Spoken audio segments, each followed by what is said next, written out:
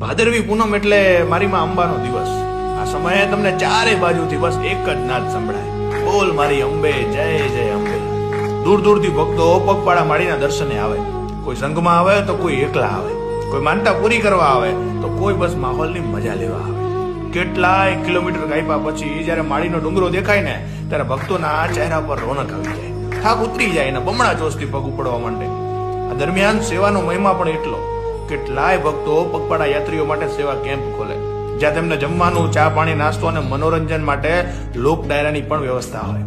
ભક્તોનું ઘોડાપુર જયારે ઉમટી પડે, ચારે બાજુ બસ માનવ મહેરામણ દેખાય, ત્યારે વારંવાર એક જ નાદ સંભળાય, બોલ મારી અંબે જય જય અંબે, જય જય અંબે.